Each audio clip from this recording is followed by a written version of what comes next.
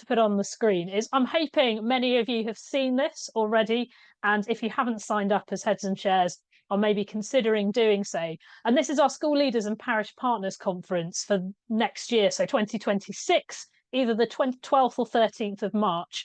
And we will be considering this idea of flourishing together, seeking justice and sharing hope. And we're really delighted that we've got Sean Harris coming to share with us. Some of you may have seen or read his book, Tackling Poverty and Disadvantage in Schools.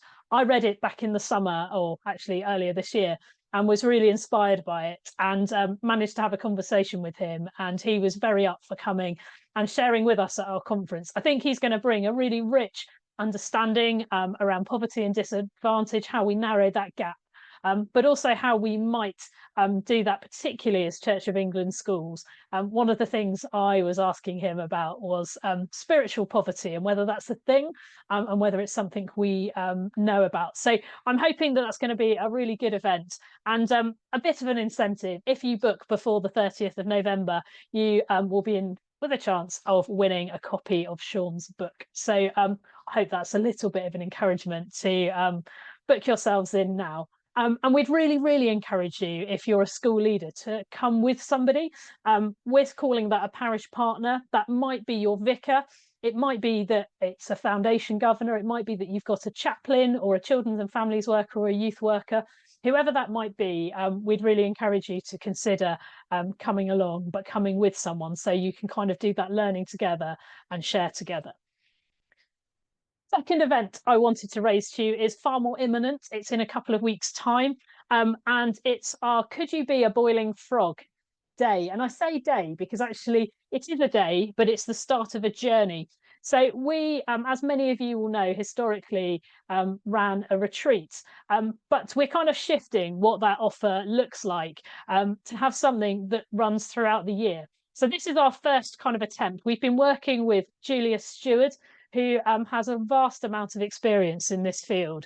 And we kind of come up with this day as a starting point around how we might lead with purpose and joy. And it's all about how we can help you as school leaders flourish. So it is very specifically only for head teachers and school leaders. But if you're a chair of governors here, we'd love you to encourage your head teacher to consider coming. Or if you're a head teacher, we'd love to see you there.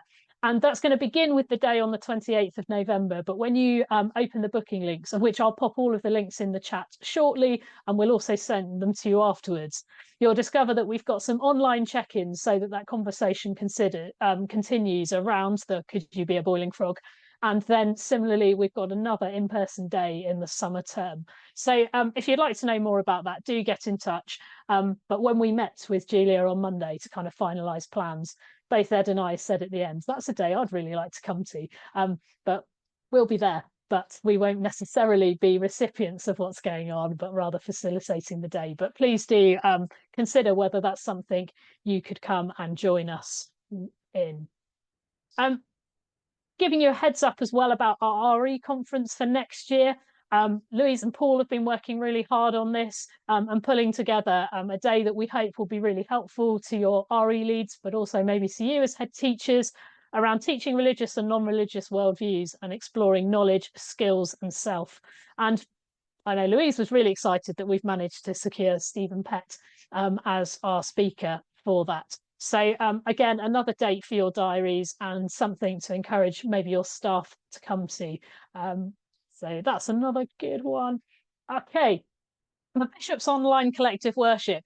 I mentioned this at the last Heads and Chairs briefing, and we've since run our pilot, which we just did as a first come, first serve, and did it with 20 schools, and then had the alarming point of realising that equated to just about 3,000 of you online.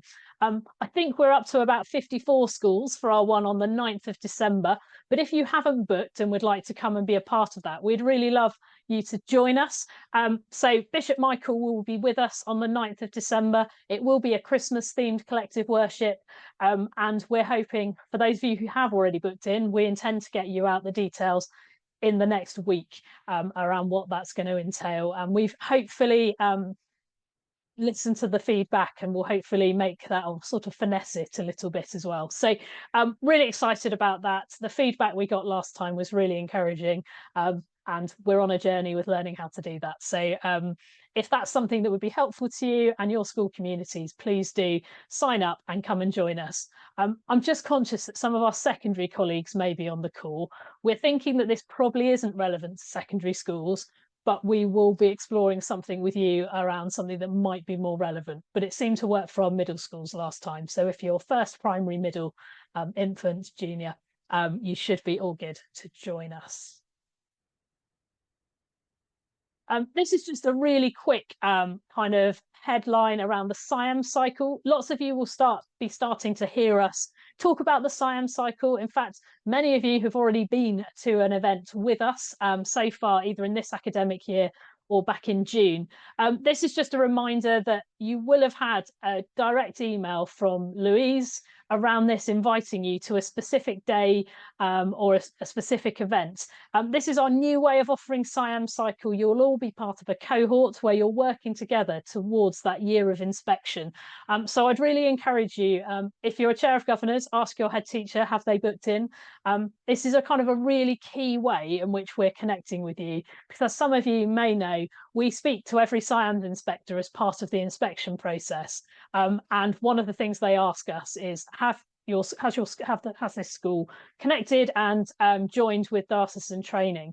And so we're hoping this is a far more relational way of doing things, and a way in which we can journey with you, and a way in which you can consider how your school is being an effective church school throughout time, rather than just that kind of 18 months, 2 years before the inspection, when you quickly sign up to a piece of SIAMS training so that you can make sure you're prepared. So if you haven't signed up to your days for next year, please do that. Or if you're confused about it, get in touch with Louise and she will point you in the right direction. It's the next thing on here.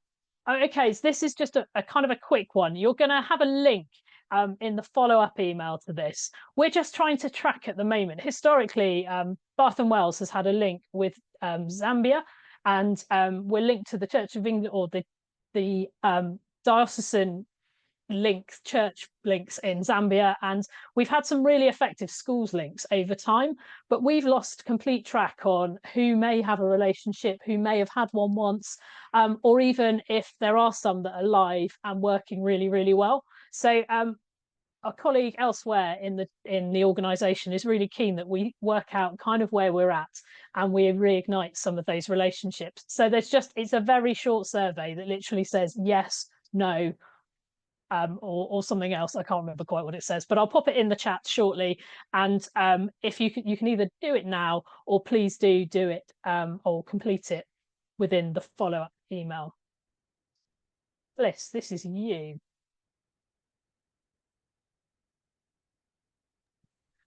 So moving up celebrations, we have our dates for next year for 2026. So Taunton on the 17th of June. There's a provisional date for Weston-super-Mare at St Paul's. We are looking into running them next year at St Paul's. That's just to be confirmed, so it's a provisional date at the moment. Wells on the 23rd and 24th of June, Bath Abbey on the 25th of June, and information will be coming out to you guys in the first week in January, and bookings will be taken from the 12th of January that week, and it'll be staggered, so each venue will have a different date for the booking to take place. So it's that's all. Great, thank you, Fliss. And then Louise is just going to quickly update us on the RE syllabus. Yeah, hi everyone. So we do have a new RE syllabus for Somerset. It's just been released earlier this month. You can find it. The link will be in the slides when they come out, so you can have a look at it. It's very much rooted in the religion and worldviews approach, and really reflects on the strong emphasis of spirituality within Somerset and the rich cultural heritage that's going on there. What's really exciting about this is that there are local units that are fully resourced, been written by a selection of people that have put their kind of their heart and soul into it. Really, they've really kind of poured into it. So it'll be really exciting for teachers. There'll be fully resourced units. So have a look at those. They're not all on there yet. There'll be more to come next year. This is a consultation year.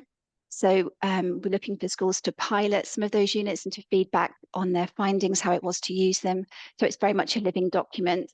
There's already been 2 launch events. Some of you might have been along to that. They were completely fully booked within minutes of going out, and I know there will be some more coming out in the spring term. So keep an eye out for those. We'll let you know as soon as we do. Thank you. Great, thank you very much, Louise. And that's it in terms of our updates. I'll pop some links in the chat in a moment, and we'll make sure you've got all of the links to that in the follow-up email. I'm handing over to Claire and to Dan now. So Claire, over to you. Hi, thanks everybody.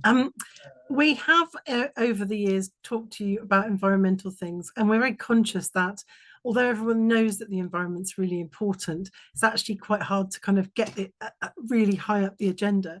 So Dan, who is our net zero advisor, and I have been working on various ways that we can make schools' lives easier. And we wanted just to alert you to, hopefully you will know about this, the climate action plans that you should have in place by the end of the year.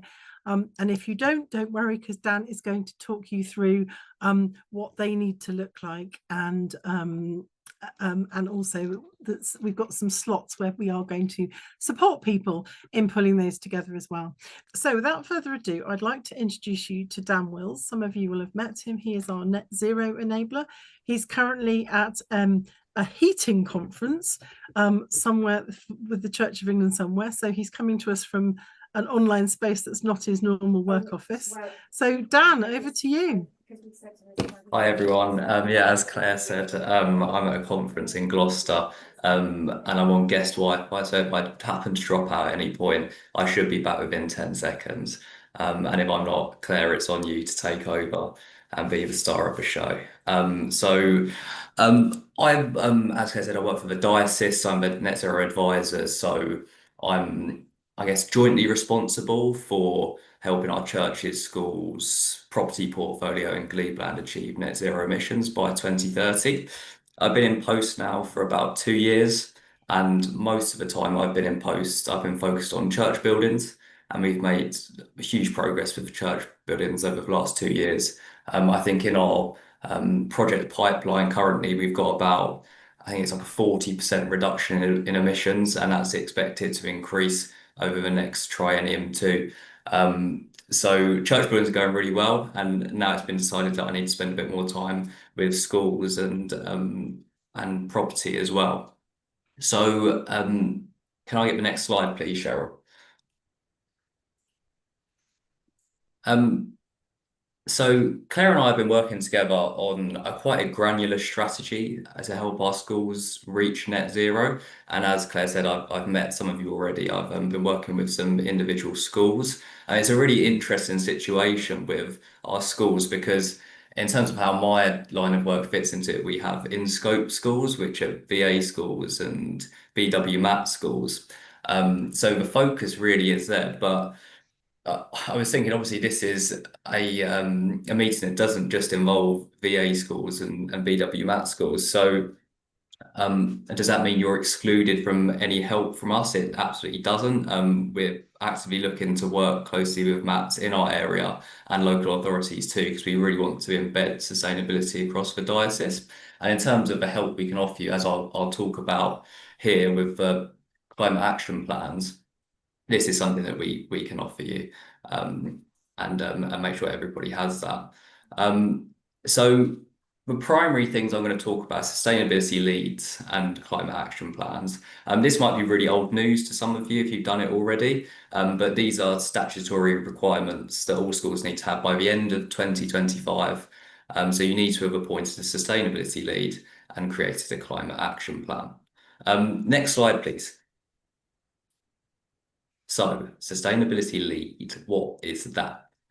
So to be precise, a sustainability lead is a designated member of staff who takes responsibility for embedding environmental sustainability into the life of the school. This person could be a head teacher, a deputy, a business manager, a site manager, or even just a teacher with an interest in sustainability. Next slide, please. So a sustainability lead is, I think, quite crucial because they can really turn climate action from just a tick box exercise into actual change, and they can help save school money, they can reduce wasted energy, take pressure off of heads by coordinating work, and actually giving students the confidence that us adults are actually doing stuff about the climate crisis. I would make the argument that if at all possible, you should try and put together a sustainability team rather than just having one person doing it. But you find it with the churches we work with, if you just have one person doing it and banging on about sustainability, it can be really challenging to embed that into the culture. But if you can get a team together, that would be I think really positive. And I would also be inclined to involve the students in that team where you can too. And in terms of an end goal, I'm really hoping over the next year we can be in a position where we have a network of sustainability leads and teams across our schools. Everyone's connected, inspiring and upskilling each other. I think that's really possible. So I do think that's quite achievable. And it just needs a bit of coordination. Obviously, that's why Claire and I are here. Next slide, please. So climate action plans, again, to be precise, what is a climate action plan? So some of you will already have this, some of you maybe not, but it's essentially a simple practical roadmap that sets out how a school will reduce its carbon emissions, use energy more efficiently, and embed sustainability into school life. It identifies key actions that a school needs to take, whether that's quick wins like heating controls, LEDs, to bigger, longer term projects like replacing heating systems or solar panels. A climate action plan also covers behaviour change, curriculum links, roles and responsibilities, how progress is monitored. It's overall quite an organised plan, and it's like a school's initial start in tackling the climate crisis. Next slide, please. It doesn't need to be a really long plan. I've included some links on the next slide with some examples so you can read through that. But before you start clicking on those links, or when you do, you might start panicking because they seem really long. You don't need a really long climate action plan, but it does need to include some of the following. So you need to be talking a bit about adaptation and resilience. So how the school is prepared and how it's responding to the impacts of climate change. You've got to have a bit of biodiversity and nature in there. You've got to have some climate education and green skills in there. I think that's maybe something that can be overlooked as well. It's one thing to decarbonise the building, but what learnings are we taking from that, and how are we sharing that with our students too? And then finally, obviously, decarbonisation of the built environment, how we reduce the emissions of our schools. So all of that needs to be in there. Like I said, it doesn't have to be an overly detailed plan. But Cheryl, can I get the next slide, please? So on here, these slides will be circulated afterwards, and you can click through these links, and you can see some of the action plans that are available. I think as well, if you have a partnership with a school, if you have head teachers that you know quite well, or if you're part of the MATs, ask around, see who's got climate action plans, if anybody has them in place already, and they're actually working on them. Could there be a template that you could use? And as Claire said, there will be a Microsoft Forms going out in this session with the dates of two slots we have for a sort of climate action plan help session that we'll be running. And if you haven't created a climate action plan already, I encourage you to come along to that and see if we can help you out. Next slide, please. So, as I said, I'm currently sitting at this conference in Gloucester, and it's been a heating conference. It's a heating conference about church buildings as well. So it's a bit of a mix. It's quite I really want to be positive about it. It's it has its moments, but it's quite boring too. There's some really hardcore conservation architects there. But some of the chats we've been having about net zero and where that fits into our buildings, into our portfolios, it's been quite inspiring. So last night I took some time and I really wanted to reflect again, having conversations with Claire. I think it's really important to not just have a climate action plan or just have a sustainability lead, but actually living this stuff out. So you don't want it to be just a tick box. You really need to bring, it sounds rather cliche, but bringing everyone along for the journey. So I do want to finish with a little bit of a reflection on why it's so important to actually live out this plan. So I think it's a very Church of England to set a big target like net zero, very ambitious, 2030, secure a pot of money, and then only afterwards work out how on earth we're going to meet it and what it might cost. And it feels quite backwards. But here we are with this 2030 target. It is ambitious, it's stretching. And for some schools, understandably, with their type of building, it might not be fully achievable. But I think it does raise a really important question. So what message do we send to our students and their parents and our communities if we set targets and then quietly accept that we're not going to meet them? And having a climate action plan and a sustainability lead is more than a statutory requirement or a line in a document. It's a statement of intent. It's us saying that these are not just words on a page, they're something we're choosing to live out. And this year I visited a number of schools, and the opportunities I've seen for behaviour change and quick wins has been enormous. We're spending money on energy unnecessarily, and you really don't need to spend so much. Most of the time, all that's required is a bit of help, a bit of advice, and ultimately every pound saved on energy is a pound that can go back into education. I understand that a climate action plan is probably not on the top of your priorities list, your head teachers, your teachers' chairs. Your passion's teaching, shaping futures, caring for your students. But it does matter that sustainability is part of the ethos of your school.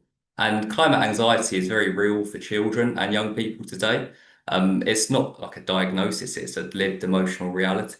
Research tells us that a huge percentage of children feel distressed about the future of their planet. And the reason they feel that way is because they care so much about it. And I think we should support them in that care. And part of that support is showing them that we're here to take action, not just talk about it. And it's easy to look at the scale of a climate crisis, and people talk big about net zero. And it's easy to think, what difference can my school, one school, really make? And yes, the cost of decarbonising your school might be significant. And yes, the global impact of your individual actions might feel small. But don't underestimate the power of what you can do, like whether it's switching to LEDs, setting up a student gardening club, or embarking on a full retrofit with heat pumps and solar panels. Your actions will have a positive impact on the students. And I think by involving them in the process, you show them something quite powerful, that their school is acting, that adults are taking responsibility, and that hope is grounded in action. And the technology and the funding might not all be in place for our generation to solve the climate crisis alone, but our students will be the ones who go on and change the world. And they will also be the ones that happen to be most affected by it if we don't start acting now. So this is a bit of a call to action, but the time to start is now. If you're deepening what you're already doing, if you've already got a climate action plan and sustainability lead in place, or if you don't, it really is time to start. But these plans and these leads, they're really the foundations of starting this net zero journey. So thank you for your time. That was a quick whistle-stop tour of climate action plans and sustainability leads. And thank you for all the leadership you have and everything you do for students. Thank you. Thanks, Dan. That was really fantastic. Dan's going to stay around for some questions now, but I've just put our in the chat box, I've just put a it's a Microsoft form. If you want to copy and paste that link and fill it out at your leisure, that would be fantastic. Our intention is to offer what is needed. So you'll see from the Word document that Dan and I have given a variety of options of where you might be in your action plan, including, well, we've done it, but what next? Well, that's literally what we're offering these sessions for. So we will be helping people who haven't got one to write one, but we'll also be helping you to take them to the next level as well. As I said before, if you're in a VA school, stand by, you will be hearing from us. We'll be doing some very specific work with you in the near future.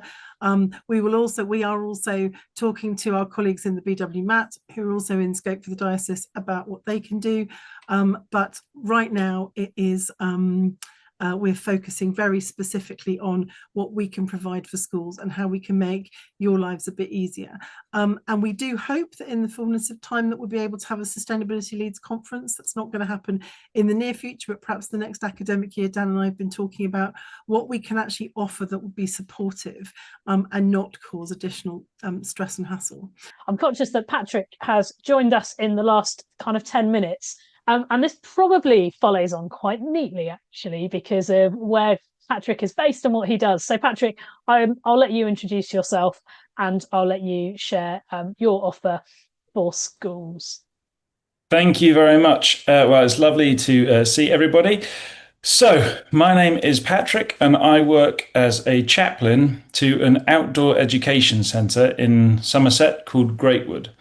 Now, Greatwood is run in conjunction with Kilve Court, but I work for specifically Greatwood, not Kilve. Now, we have started a new initiative that I wanted to try and advertise as widely as I can. So we deal with school residentials through the term time. So you might have gone to PGL, you might have gone to Charterhouse, you might have even been to Kilve, or some of you to Greatwood yourselves. Why do you go on residentials? There are probably many, many reasons.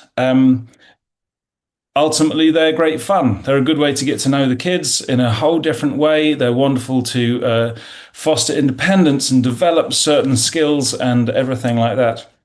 And so we've been doing residential programs for years, but recently I'm trying to offer something a little different.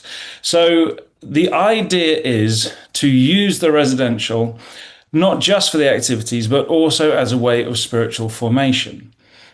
To ask the big questions of life, to look at the perspective and challenging children on, well, why do you believe what you believe, and all those sorts of things. It's not one of those programs where there's activities over here and then we do the thinky bit over here. We're trying to use the activities to generate those thoughtful times. I'll circle back round to that in a minute. But the idea here is that each program is bespoke to your school. So I will come and sit down and talk with you and say, well, what do you want your children to get out of this time? What things do you want them to think about? What things do you want to try and encourage or foster in them? Sometimes it might be your school values. You want to increase their awareness of what the different school values truly mean and how they can be applied to daily life. Maybe it's something tricky from the RE syllabus that you are struggling maybe to come up with a good way to teach one of those more difficult concepts.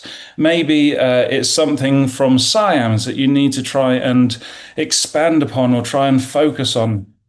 Whatever your school feels like you need to do and whatever outcomes you would like to achieve with the children, I can build a program around that using the activities that we have at Greatwood. For example, you want to talk to the children about sin.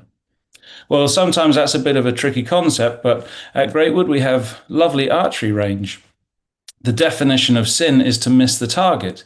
So we take the kids down to archery, we take them through archery as we normally would, but then at the end come some questions. Did anybody miss the target? What did it feel like to miss the target? Really simple, very nice. And at the end of the Greatwood stay on your last morning, there's a presentation that draws all of the different threads together. It uses Bible text. It uses those ideas that come from the Bible, because there's such wisdom in the Bible, whether you're a Christian or not. It's a book that has stood the test of time. And there are some truly wonderful things within the Bible, whatever faith you might have or not. And so we use these things to talk about, well, okay, well, when you missed the target and you said, well, it felt this way. Okay, well, this is what sin is. It's just a missing the target, and it's something that we all do. And so we use these experiences to talk to the children about the things that you have specified that you would like. And so that's it, really, in a nutshell. Trying to use your residential time, but adding to it another level. So I call it the Residential Plus program, because it is like a normal residential plus a little bit extra. You might be wondering, how much does this extra bit cost, Patrick? Well, it's free. It's the same cost as just coming along for a normal residential. But I will work with you to make the program bespoke to you and to be exactly what you want it to be. If you'd like to look at the website, it is greatwood.org.uk, and that you would book through Kilve Court, and you'd need to speak to the manager there called Carly Q, Kew. And yes, as far as I understand, we are quite cost effective in terms of other centres like PGL. And I have got costs, but I don't know if we've got time for questions and going through those sorts of technicalities. If you want to ask me things, you can email me, patrickwild@hotmail.co.uk or chaplain@greatwood.org.uk.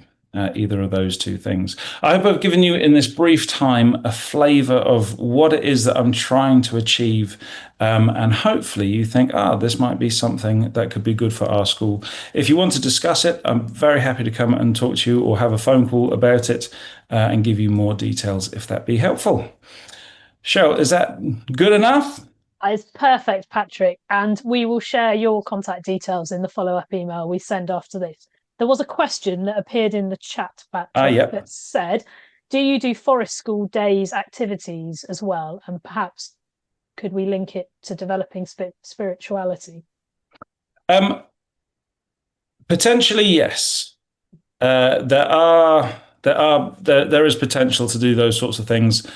So yeah, please do drop me a line and we can have a look at that. Great. Yes, thanks so much, Patrick. Really helpful. When Patrick first kind of emailed me about this idea, I'd had a conversation a few years ago with somebody who said, we're often Church of England schools and we go on residential and we kind of forget that we're a Church of England school. Like, we're in these brilliant rhythms in school with our collective worship. And when I kind of heard some of Patrick's thinking, I was thinking, actually, that's kind of an answer to that in so many ways. So thank you, Patrick, for considering this and thinking about it and coming and sharing with us today. And hopefully a few people might follow up with some conversations. Yeah, my pleasure. What we've had and what I just wanted to share with you was some updates specifically linking to church schools. And these are updates that have been shared with us by Margaret James. Now, Margaret is the national lead for SIAMS and works closely with our colleagues in Ofsted and the DFE. And so from the various pilots and tests that have taken place, these were just some headlines from her. Also, as a team, we've had some really good Ofsted training from one of our local inspectors. So we've got a flavour of what to expect through these inspections under the new framework. But the church school headlines, we'll share these slides, as we've said, afterwards. Under those Ofsted headings of celebrate, validate and highlight. So really celebrating the things that you're doing well. And one of those things should be the fact that you are a church school. For those of you who are church schools and have that foundation in place, don't forget to celebrate that. The carbon neutral stuff that you're doing and have been discussing in the chat earlier, brilliant, especially where there's pupil engagement. Celebrate that. Those of you with chaplaincy already in place, adult or peer pupil chaplaincy, all of those things to celebrate. So there's celebrate, validate your priorities and highlight those areas for development, hopefully affirming your own self-evaluation. And all this is looking to see whether all pupils, and there's an emphasis on the all pupils and pupil groups, achieve, thrive, and belong. Again, words that resonate with our church school approach and that vision for education. So what's Margaret picked up for us as church schools? Firstly is make sure that your school's GIAS entry is up to date with that diocesan contact. They need to know that you have the connection with the diocese, that you are a church school, in order to make contact with us, because they are expected then to involve us in the process as part of the inspection, and we can be a very positive and supportive voice for you and your school within that. So they need to have that up-to-date information in the GS entry for your school. There's an additional inspector that's been added to all schools for the first day, and this is to hopefully be able to spend a bit more time with the head teacher, just to give them time to help them as the process rolls out, just to be engaged, but also to calmly, was put in brackets there, calmly support the head and the school with that going forward. Our feedback, perhaps from pilots, is make sure, please, that the head has got time to go to the toilet and have lunch, etc., during the day, because they will keep asking how your well-being is, but may forget to give you breaks for going to the loo and all of those things. So take control of that timetable at the earliest possible stages. And don't forget, you can have a nominee as well who can be very much engaged in the process and be the person who goes off to find additional information and paperwork, etc. So working on behalf of the head teacher in that. So that's moving forward. The attainment that they're measuring is in comparison to national averages and not local comparisons. So please just be aware of that. And then we can go on to the next points, please. Thank you.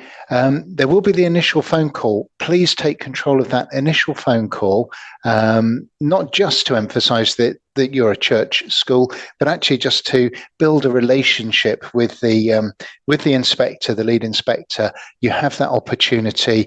It can be a Teams call, cameras on, cameras off, as you wish, but use that opportunity to build that relationship, to shape that as you go forward. But do remember to talk about your Church of England Foundation, because that's something that is really, really key. And linked to that, the inspectors should be reading your latest SIAMS reports. And if they're recent enough, be taking those into account as they work through the inspection process. We are also sharing SIAMS reports with local authority. For those of you in Somerset maintained schools, we are sharing that with Somerset local authority now, because previously, unless you shared it directly with them, they weren't getting sight of those SIAMS inspections. So just provides that insight into those other areas for you. So those are particular things for church schools, and we've got a couple of links there as we go forward. Other things you'll get from different briefings around it, but don't forget the case sampling of pupils, replacing specific pupil groups coming together. So in a primary setting, they'll be looking for 6 children with disadvantages or SEND or known to children's social care, those kind of things. They will always be asking the question, hopefully, is this typical? Is this typical of what we're seeing now? So you've got that opportunity to work with the inspectors.